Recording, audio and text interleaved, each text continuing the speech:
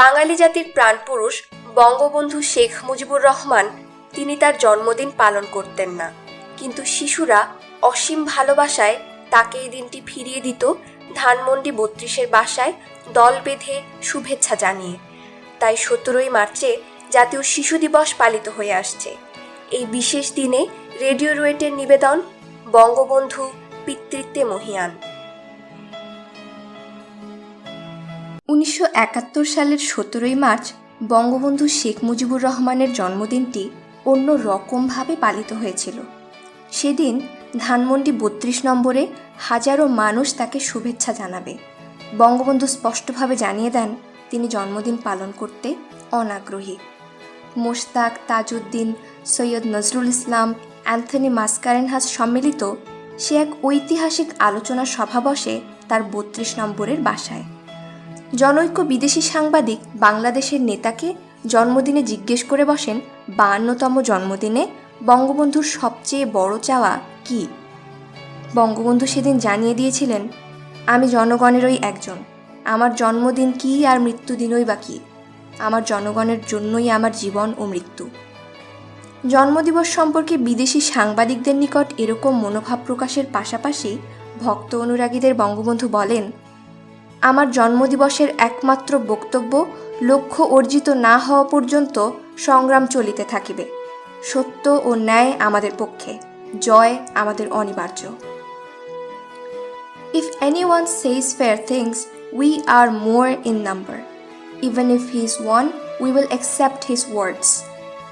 এই বাক্যে বিশ্বাসী রাষ্ট্রনায়কের জীবনাদর্শ নিয়ে আলোচনার যোগ্যতা আমাদের কতটা হয়েছে জানি না, তবে আজ তার ১০১তম জন্মবর্ষে তার স্মৃতি শ্রদ্ধা ভরে স্মরণ করছি। আমি আজ কারো রক্ত চাইতে আসিনি। কবি নির্মলেন্দু গুণ।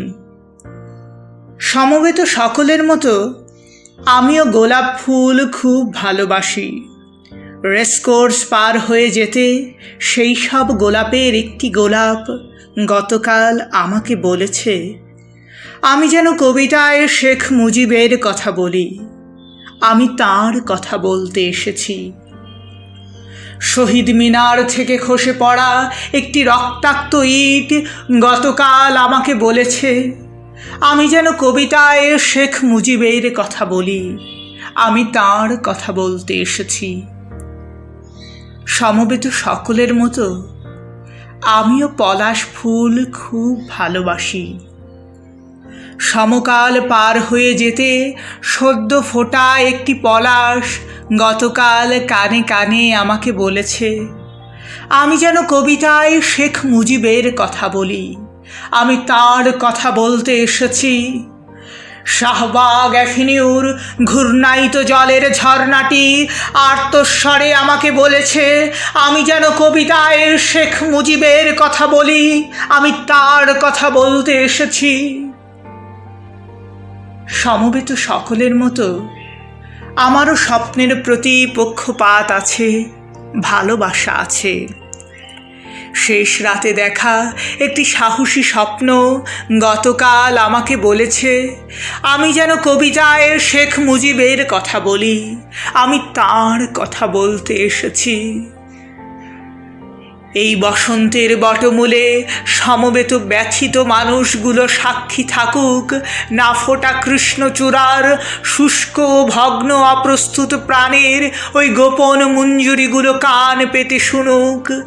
আসন্ন সন্ধ্যার এই কালো কোকিলটি জেনে যাক, আমার পায়ের তলার পুণ্য মাটি ছুঁয়ে আমি আজ সেই গোলাপের কথা রাখলাম, আমি আজ সেই পলাশের কথা রাখলাম, আমি আজ সেই স্বপ্নের কথা রাখলাম।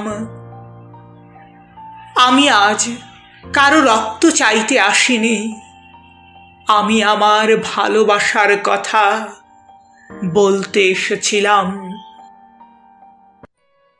১৭ই মার্চ জাতির পিতা বঙ্গবন্ধু শেখ মুজিবুর রহমানের জন্মদিনের পাশাপাশি জাতীয় শিশু দিবস হিসেবেও পালিত হয়ে আসছে। শিশুদের প্রতি বঙ্গবন্ধুর ভালোবাসার কারণেই তৎকালীন সরকার ১৭ই মার্চকে জাতীয় শিশু দিবস ঘোষণা করেন। প্রথমে দিনটি সাধারণ ছুটি হিসেবে পালিত না হয়ে আসলেও পরবর্তীতে সাধারণ ছুটি ঘোষণা করা হয়। শিশুদের অধিকার প্রতিষ্ঠা ও সচেতনতা সৃষ্টির জন্য আন্তর্জাতিক পর্যায়ে বছরে একাধিকবার বিভিন্ন নামে শিশু দিবস পালন করা হয়। আন্তর্জাতিকভাবে অক্টোবর মাসের প্রথম সোমবার বিশ্ব শিশু দিবস পালন করা হয়।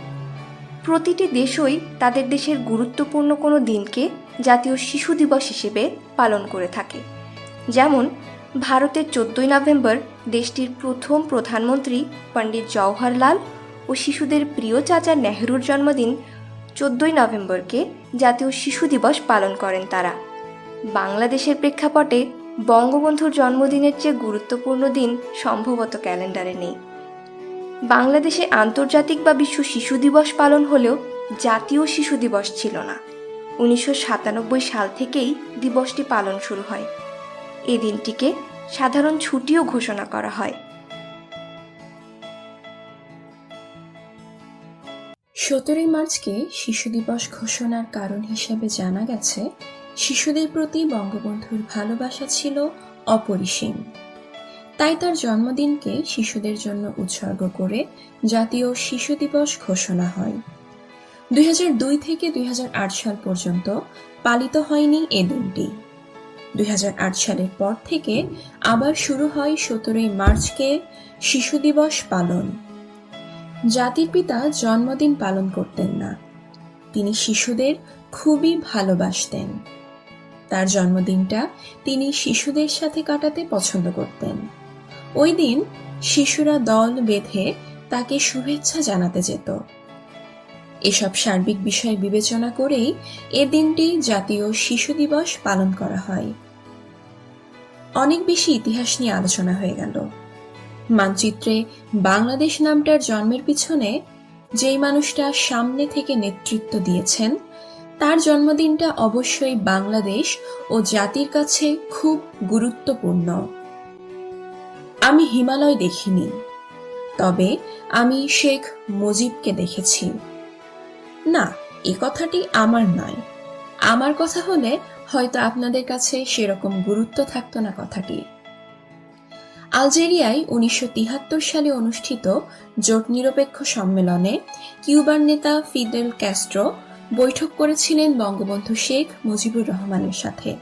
সে সময় বঙ্গবন্ধু সম্পর্কে এই উক্তিটি করেন তৎকালীন কিউবার নেতা, I have not seen the Himalayas, but I have seen Sheikh Mujib. In personality and in courage, this man is the Himalayas. I have thus had the experience of witnessing the Himalayas. আবৃত্তি করছি সৈয়দ শামসুল হকের আমার পরিচয়। আমি জন্মেছি বাংলায়, আমি বাংলায় কথা বলি। আমি বাংলার আলপথ দিয়ে হাজার বছর চলি। চলি পলি মাটি কোমলে আমার চলার চিহ্ন ফেলে। 13শত নদী শুধায় আমাকে, কোথা থেকে তুমি এলে? আমি তো এসেছি চর্যাপদের অক্ষরগুলো থেকে। আমি তো এসেছি সওদাগরের ডিঙার বহর থেকে। আমি তো এসেছি কৈবর্তের বিদ্রোহী গ্রাম থেকে। আমি তো এসেছি পালযুগুন নামের চিত্রকলার থেকে। এসেছি বাঙালি পাহাড়পুরের বৌদ্ধ বিহার থেকে। এসেছি বাঙালি জোড় বাংলার মন্দির বেদি থেকে। এসেছি বাঙালি বরেন্দ্রভূমি সোনা মসজিদ থেকে। এসেছি বাঙালি আউল বাউল মাটির দেউল থেকে। আমি তো এসেছি সার্বভৌম 12 ভূঁইয়ার থেকে। আমি তো এসেছি কমলার দিঘি মহুয়ার পালা থেকে। আমি তো এসেছি তিতুমির আর হাজি শরিয়ত থেকে। আমি তো এসেছি গীতাঞ্জলিও অগ্নিবীণার থেকে। এসেছি বাঙালি ক্ষুদিরাম আর সূর্য সেনের থেকে।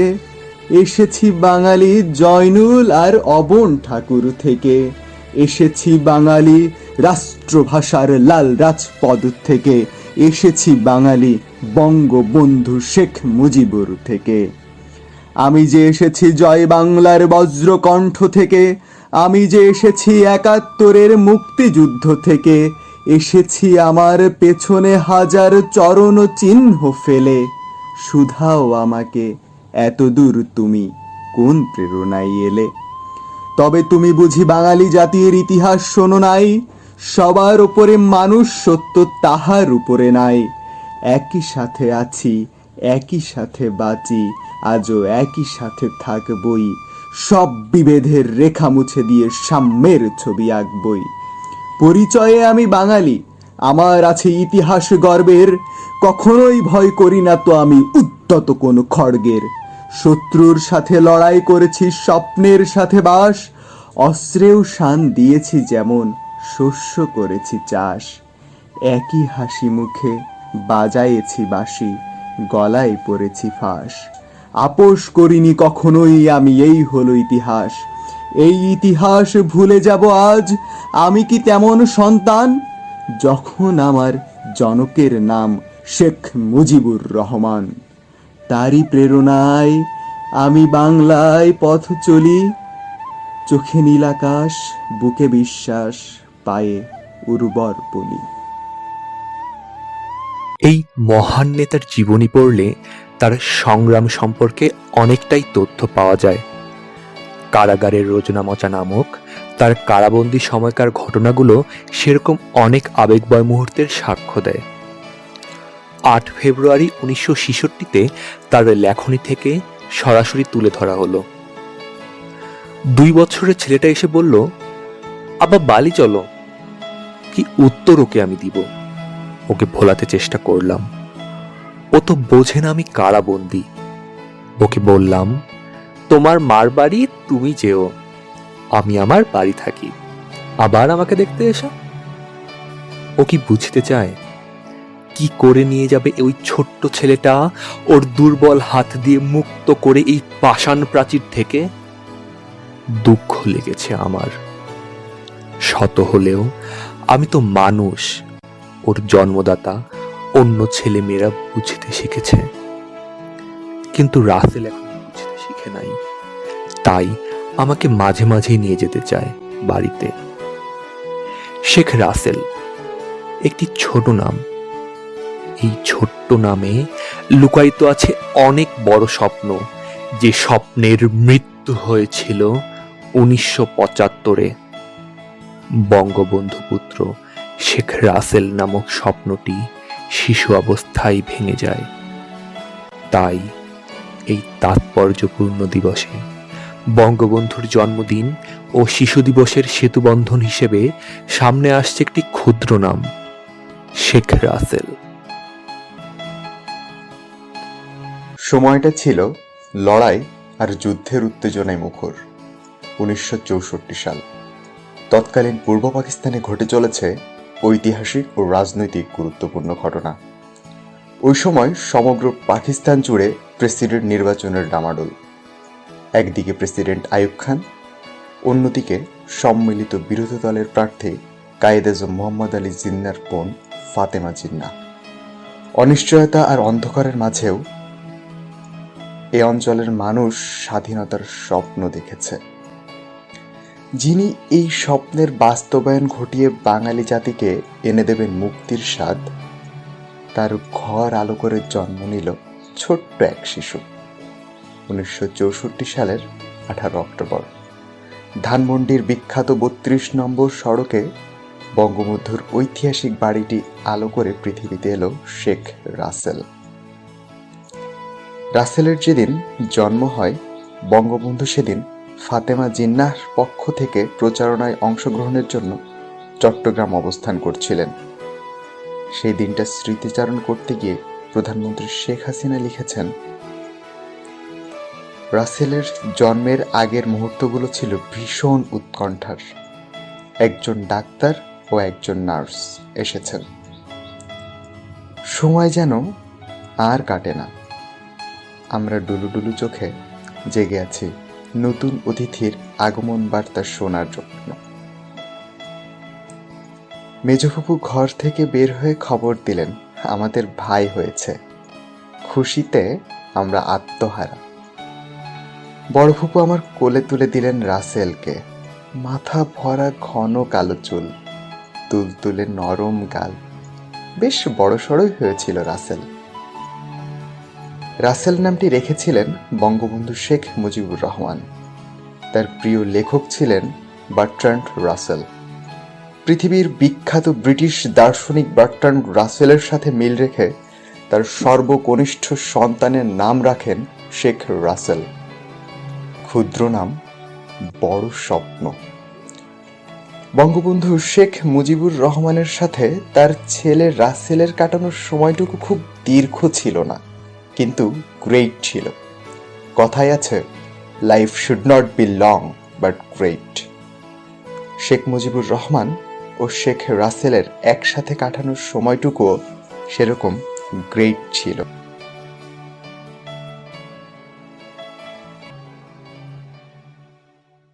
এক আলোকবর্তিকার আগমন।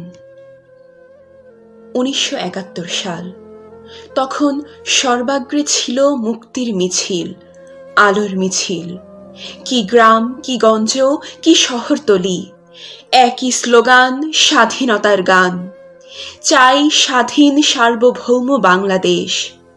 পরাধীনতার শৃঙ্খল ভেঙে চূর্ণ বিচূর্ণ করে কে নিয়ে এলেন এমন আলোকবর্তিকা এই আমাদের বাংলায়?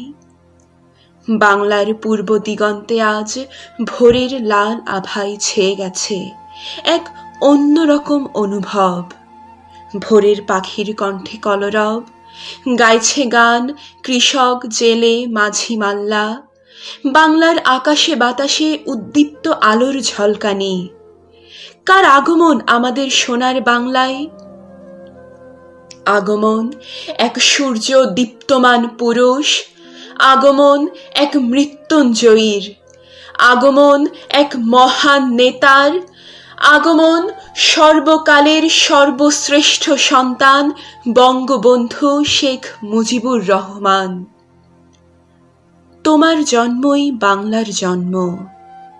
বিশ্বভূখণ্ডে স্বাধীন বাংলাদেশ, বিশ্ব পরিচয়ে সোনার বাংলাদেশ। আজ মাঠে ঘাটে ভরা সোনালি ফসল, গোলা ভরা ধান, পুকুর ভরা মাছ। মাথা উঁচু করে খাদ্যে স্বয়ং সম্পূর্ণ আমরা। এ যে তোমার সোনার বাংলাদেশ, এ যে তোমার স্বপ্নের সোনার বাংলাদেশ। নদীর স্রোতের মতো তুমি চির বহমান। তোমারই দিক নির্দেশনায় বাংলা এখনো চলমান। আমাদের আত্মার আত্মীয় তুমি, বাংলার জনতার নিঃশ্বাসে প্রশ্বাসে তুমি, অনুভবে সদাক্ষণে প্রতিক্ষণে তুমি। আজ তুমি নেই। এই বিশাল শূন্যতায় কাঁদে আবাল বৃদ্ধ বনিতা, কাঁদে সারা বাংলাদেশ। অনাকাঙ্ক্ষিত তোমার প্রয়াণে ঝরছে শোক অবিরল শ্রাবণের বৃষ্টিধারায়। সে রাত ছিল শ্রাবণের শেষ রাত। অন্তরিক্ষে ছড়ায়নি চাঁদের আলো, ছিল সর্বগ্রাসী অমাবস্যার অন্ধকার। সে রাতে ঘাতকের নির্মম বুলেট ভেদ করে গেল তোমার হৃৎপিণ্ড। ব্রাশ ফায়ারে জর্জরিত হলো তোমার বুক। তোমার তাজা রক্তে ভেসে গেল বাংলার মাটি। সৃষ্টি হলো বাঙালি জাতির কলঙ্কময় অধ্যায়। এমন রাত তো বাঙালি কখনো ভাবেনি। সেদিন ভোরের সূর্য ঢেকেছিল কালো মেঘ। চারিদিক ছিল শুনশান নীরবতা। জনমানব শূন্য পথ প্রান্তর। ফুপিয়ে ফুপিয়ে কেঁদেছিল সমগ্র জাতি এক বিষণ্ণ বেদনায়। আমাদের ক্ষমা করো হে মৃত্যুঞ্জয়ী পিতা, আমাদের ক্ষমা করো। প্রতিরোধ প্রতিহত করতে পারিনি ওই শকুনের থাবা। আজও কাঁদে বুক ফাটা আর্তনাদ আর ব্যর্থতার গ্লানি নিয়ে কেঁদে যাব যুগ যুগান্তর অফুরন্তকাল। তোমার এই শুভ শতবর্ষ জন্মদিনে ফুলের সমারোহ তোমার সমাধি পরে। বুক ভরা ব্যথা, অশ্রু সজল চোখে লক্ষ লক্ষ মানুষ বিনম্র শ্রদ্ধায় অবনত শিরে দাঁড়িয়ে তোমার সমাধি প্রাঙ্গণে মৃদুস্বরে ধ্বনিত করে, হে বাঙালি জাতির পিতা, তুমি আছো আমাদের হৃদয়ের শ্রেষ্ঠ আসনে। তুমি পাহাড়, গিরি কিংবা পর্বতের মতো নও, বেঁচে আছো হিমালয়ের মতো উচ্চ শিরে, এক আলোকবর্তিকার ন্যায় এই আমাদের বাংলায়। তাই এই শুভ জন্মদিনে তোমার প্রতি জানাই সহস্র কোটি বিপ্লবী সালাম। বঙ্গবন্ধু কারাগারে রোজনামচা লিখেছেন, জেলগেটে যখন উপস্থিত হলাম, ছোট ছেলেটা আজ আর বাইরে দাঁড়াইয়া নাই দেখে একটু আশ্চর্য হলাম। আমি যখন রুমের ভেতর যে ওকে কোলে করলাম, আমার গলা ধরে আব্বা আব্বা করে কয়েকবার ডাক দিয়ে ওর মার কোলে যে আব্বা আব্বা বলে ডাকতে শুরু করলো। ওর মাকে আব্বা বলে। আমি জিজ্ঞাসা করলাম, ব্যাপার কি? ওর মা বলল, বাড়িতে আব্বা আব্বা করে কাঁদে, তাই ওকে বলেছি আমাকে আব্বা বলে ডাকতে। রাসেল আব্বা আব্বা বলে ডাকতে লাগলো। যেই আমি জবাব দেই, সেই ওর মার গলা ধরে বলে, তুমি আমার আব্বা। আমার ওপর অভিমান করেছে বলে মনে হয়। এখন আর বিদায়ের সময় আমাকে নিয়ে যেতে চায় না। আমাদের ছোট রাসেল সোনা বইয়ের 21 পৃষ্ঠায় প্রধানমন্ত্রী শেখ হাসিনা লিখেছেন, আব্বার সঙ্গে প্রতি 15 দিন পর আমরা দেখা করতে যেতাম। রাসেলকে নিয়ে গেলে ও আর আসতে চাইতো না। ওকে বোঝানো হয়েছিল যে আব্বার বাসা জেলখানা আর আমরা আব্বার বাসায় বেড়াতে এসেছি। বেশ কষ্ট করে ওকে বাসায় ফিরিয়ে আনা হতো। বাসায় আব্বার জন্য কান্নাকাটি করলে মা ওকে বোঝাতেন এবং মাকে আব্বা বলে ডাকতে শেখাতেন। মাকেই আব্বা বলে ডাকতো। বঙ্গবন্ধু শেখ মুজিবুর রহমান বিশ্বাস করতেন, কোনো বাঙালি কখনো তার ক্ষতি করবে না। এই বিশ্বাসকে তামাশা বানাতে খুব বেশি সময় নেয়নি বাঙালি। শুধু বঙ্গবন্ধু নয়, তার নামাঙ্কিত ছোট্ট স্বপ্ন শেখ রাসেলকেও হত্যা করে বাংলাদেশের কলঙ্করা। বঙ্গবন্ধুর শিশুদের নিয়ে অনেক স্বপ্ন ছিল। তিনি 1974 সালে শিশুদের জন্য নতুন আইন প্রণয়ন করেন, যা চাইল্ড অ্যাক্ট 1974 নামে পরিচিত। এই আইনের বিষয় ছিল 1. শিশুশ্রম বন্ধীকরণ, 2. শিশুদের সুরক্ষা। প্রাইমারি শিক্ষা বিনামূল্যে সরবরাহ করার আইনও তিনি প্রণয়ন করেন। তিনি জানতেন শিশু শিক্ষার গুরুত্ব কতটুকু। প্রাথমিক শিক্ষায় অনাগ্রহী নিরক্ষরতার মূল কারণ। যাই হোক, বঙ্গবন্ধু একটি কবিতার নাম। বাংলাদেশের প্রতিটি স্তম্ভের গাঁথনিতে সেই কবিতার উপকরণ রয়েছে। 32 নম্বর মেঘের ওপারে, আনিসুল হক। আকাশের ওপারে আকাশ, তার উপরে মেঘ, মেঘের মধ্যে বাড়ি 32 নম্বর মেঘমহল। 32 নম্বরের বারান্দায় দাঁড়িয়ে আপনি, আপনার গায়ে ধবধবে সাদা পাঞ্জাবি, চোখে কালো মোটা ফ্রেমের চশমা, হাতে পাইপ। ছাদের কিনারে সানসেটে উঠছে কবুতরগুলো। উঠানে সাইকেল রিক্সা চালাচ্ছে লাল সোয়েটার পরা রাসেল। পানের ডিব্বা নিয়ে ডাইনিং টেবিলের পাশের গোল টেবিলটাতে সুপারি কাটায় ব্যস্ত আপনার রেনু। জামাল মুক্তিযুদ্ধের ট্রেনিংয়ের সময় পাওয়া ক্যাপটা পরে আয়নায় তাকাচ্ছেন। ছাদের ঘরে বেহালা বাজাচ্ছেন কামাল। মেঘে মেঘে ছড়িয়ে পড়ছে মূর্ছনা। আকাশের ওপারে আকাশ, তার উপরে মেঘ, মেঘের মধ্যে বাড়ি 32 নম্বর মেঘমহল। সেইখানে দোতলার ঝুল বারান্দায় দাঁড়িয়ে পুরু লেন্সের ভেতর থেকে পূর্ণ চোখে তাকিয়ে আপনি দেখছেন যেমন করে দেখেছিলেন ৭১-এর মার্চে ওড়ানো সবুজের মধ্যে লাল সূর্য আর হলুদ মানচিত্র খচিত পতাকা, যেমন করে তাকিয়ে দেখেছিলেন ৭০-এ ৭১-এ রোজ আপনার নির্দেশের অপেক্ষায় ৩২ নম্বর থেকে বঙ্গোপসাগর পর্যন্ত দাঁড়িয়ে থাকা স্বাধীনতা পাগল মানুষগুলোকে, যেমন করে ৭ই মার্চের মঞ্চে দাঁড়িয়ে লক্ষ কোটি চোখে দেখতে পেয়েছিলেন একটা জাতির জন্মের ফুল ফোটা, যেন আপনি রিলকে পৃথিবীর শেষতম কবি, যিনি শিল্পীর মগ্নতা নিয়ে নিরীক্ষণ করেন কি করে কলি থেকে পাপড়ি উন্মিলিত হয়, ফুটে ওঠে ফুল। আকাশের ওপারে আকাশ, মেঘমহলের ৩২ নম্বরের বারান্দায় দাঁড়িয়ে আপনি তাকিয়ে আছেন, বারবার দেখেও আশ মিটছে না। শিল্পী যেমন ছবি আঁকা শেষ করে ক্যানভাস থেকে দূরে গিয়ে পুরোটা ছবি বারবার করে দেখেন, লেখা সম্পন্ন হয়ে যাওয়ার পরও রবীন্দ্রনাথ যেমন বারবার পড়তেন তার কবিতা আর পাণ্ডুলিপিটাকে বানিয়ে ফেলতেন একটা আস্ত শিল্পকর্ম, তেমনি করে আপনি দেখছেন আপনার আঁকা ছবিটাকে দূর থেকে কিন্তু পূর্ণ চোখে।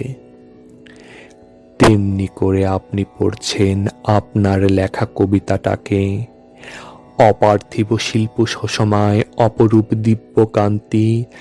আপনি দেখছেন কিরকম জল জল করছে আপনার শিল্পকর্মখানি, দেখছেন কিরকম করে মাথা উঁচু করে দাঁড়াচ্ছে বাঙালিরা, দেখছেন কিরকম মুক্ত কণ্ঠে তারা গাইছে আমার সোনার বাংলা। সকণ্ঠে স্বরচিত কবিতা পাঠ করে শোনানোর কবি জনচিত উজ্জ্বলতা আর মগ্নতা অবয়ব জুড়ে। ভোরের সোনালি আলোয় কাঁচা পাকা চুলে স্বর্গীয় দ্যুতি। রবীন্দ্রনাথ, কাজী নজরুল আর জীবনানন্দ দাশের পাশে দাঁড়িয়ে আপনি বলেছেন, ওই দেখুন, ওই যে আমার কবিতা, কবিগুরু ওই যে আপনার সোনার বাংলা, বিদ্রোহী কবি ওই যে আপনার জয় বাংলা, জীবনানন্দ বাবু ওই যে আপনার রূপসী বাংলা। ওই তো আমার কবিতা, আমার কবিতার নাম বাংলাদেশ, ওই তো আমার কবিতা, আমার কবিতার নাম বাংলাদেশ, ওই তো আমার কবিতা, আমার কবিতার নাম বাংলাদেশ। চির অপরূপ, চির মধুর, চির অপরাজেয় বাংলাদেশ। আপনি চশমা খুলে হাতে নিলেন, আপনার উজ্জ্বল চোখ থেকে গড়িয়ে পড়ল 2 ফোঁটা অশ্রু। অনেক নিচে মর্তের এক চারকোনা ঘরে লেখার টেবিলে বসে আছি, আমার চোখ ভিজে গেল। আমার পাশ টেবিলে রাখা বাংলাদেশের পতাকাটাকে বুকে জড়িয়ে ধরে বললাম, কে বলেছে আপনি নেই? এই তো আপনি আছেন, এইখানে, সবখানে, সমস্ত বাংলায়। এইখানে বাংলার লাল ও সবুজে, আমাদের অশ্রু আর ভালোবাসায়, আমাদের মাথা উঁচু করে দাঁড়াবার আর এগিয়ে যাওয়ার অমোঘ মন্ত্রে মানুষকে দাবায় রাখতে পারবা না। No prisons could ever stop me, but the love of people made me embarrassed. বঙ্গবন্ধুর আচরণীয় এই উক্তি থেকেই অনুমান করা যায় মানুষের ভালোবাসায় কতটা প্লাবিত ছিলেন তিনি। বার্নার্ড শ তার সম্পর্কে বলেছিলেন, it is too bad to be too good. Too গুডে যে বিশেষণের অতিশয়ন হয়েছে তার থেকেও বেশি অতিশায়িত ছিল তার নিবেদন মানুষের জন্য। আমাদের যে বয়স, আমরা হয়তো তাকে দেখিনি, কিন্তু মাহাত্ম্য অনুভব করেছি। কতটা প্রভাব থাকলে মৃত্যুর ৪৫ বছর পরও কারো অনুপস্থিতি অনুভব করা যায়। পৃথিবী খুব মায়াময় স্থান, সৃষ্টির রহস্যেই মায়া আছে। কিছু ধ্রুবক উপকরণ রয়েছে, আবার চলক উপকরণও রয়েছে পৃথিবীতে। ভালোবাসা, ঘৃণা, চলক এসব খুব সহজেই বদলায়, কিন্তু প্রাপ্তি অপ্রাপ্তি ধ্রুবক। প্রাপ্তি অপ্রাপ্তির সহজ সমীকরণে ভালোবাসা ঘৃণা ঢুকে ভেজাল করে। বঙ্গবন্ধুর প্রাপ্তি অপ্রাপ্তির সুন্দর সাবলীল অধ্যায়ে মানুষের প্রতি তার ভালোবাসায় ঢুকে গিয়ে সমস্যা সৃষ্টি করে ফেলেছিল। তবুও সেই সুন্দর সাবলীল অধ্যায়ের প্রেমে পড়ে নতুন প্রজন্ম। তারা ধ্রুবক অংশটুকু দিয়েই বিবেচনা করে ফেলে জাতির জনককে। চলক অংশটুকু ইতিহাসে থেকে যায়। মাঝে মাঝে বিসিএস পরীক্ষায় আসে, কত সালে বঙ্গবন্ধু মানুষের ভালোবাসার দ্বারা সিক্ত হয়ে শাহাদাত বরণ করেছিলেন। 4টা অপশনে সীমাবদ্ধ সেই প্রশ্নের উত্তর দিয়েই আমরা চলে আসি। অনেক জটিল করে ফেলেছি, আর না। বর্তমানে বিভিন্ন প্রেক্ষাপটে বঙ্গবন্ধুর চেতনা বিক্রি হচ্ছে। বিভিন্ন জায়গায় নাম বিক্রি করে দেশের নীতি নির্ধারণী খাতে পর্যাপ্ত দুর্নীতি হচ্ছে নাকি? হয়তো অনেক কিছুই আমাদের দৃষ্টির অগোচরে থেকে যাচ্ছে বা দৃষ্টিসীমায় আসার লাইসেন্স পাচ্ছে না। সেই বিষয়ে আলোচনা করে সময় নষ্ট করব না। তবে বঙ্গবন্ধুর অনুপস্থিতি অনুভব করে একটা ছোট্ট দীর্ঘশ্বাস ফেলাই যায়। যখন দেশ চরম সংকটে পড়বে, দেখা গেল বঙ্গবন্ধু শেখ মুজিবুর রহমানকে আনা হয়েছে। তিনি বলছেন, এবারের সংগ্রাম আমাদের মুক্তির সংগ্রাম, এবারের সংগ্রাম অধীনতা থেকে মুক্তির সংগ্রাম। পাশ থেকে শেখ রাসেল চিৎকার করে বলছেন, জয় বাংলা।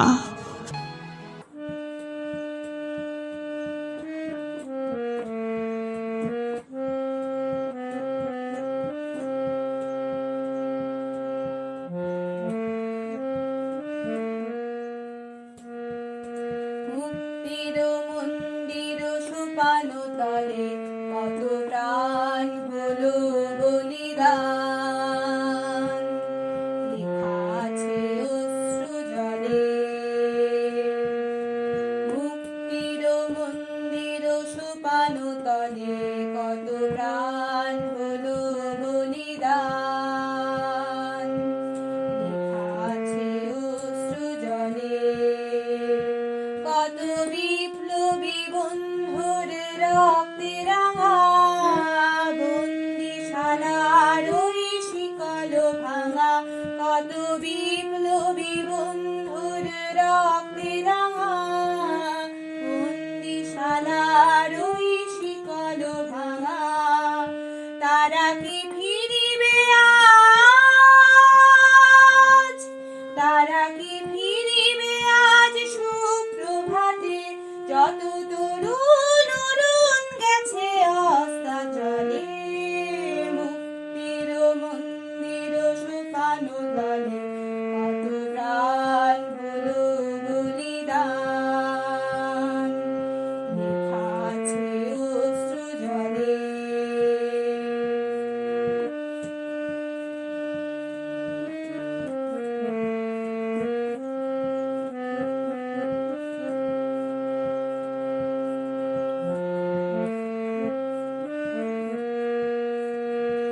যারা স্বর্গগত তারা এখনো জানে, স্বর্গের চেয়ে প্রিয় জন্মভূমি। এসো স্বদেশ ব্রতের মহাদীক্ষা লোভে, সেই মৃত্যুঞ্জয়ীদের চরণ চুমি। যারা স্বর্গগত তারা এখনো জানে, স্বর্গের চেয়ে প্রিয় জন্মভূমি। এসো স্বদেশ ব্রতের মহাদীক্ষা লোভে, সেই মৃত্যুঞ্জয়ীদের চরণ চুমি। যারা দীন জাতির বুকে জাগালো আশা, মলিন মুখে জাগালো ভাষা। যারা দীন জাতির বুকে জাগালো আশা, মলিন মুখে জাগালো ভাষা। আজি রক্ত কমলে গাথা, আজি রক্ত কমলে গাথা মাল্যখানি। বিজয় লক্ষ্মী দেবে তাদেরই গলে, মুক্তির মন্দির শুকানো তলে কত প্রাণ হলো বলিদান, লেখা আছে অশ্রু জলে। মুক্তির মন্দির শুকানো তলে কত প্রাণ হলো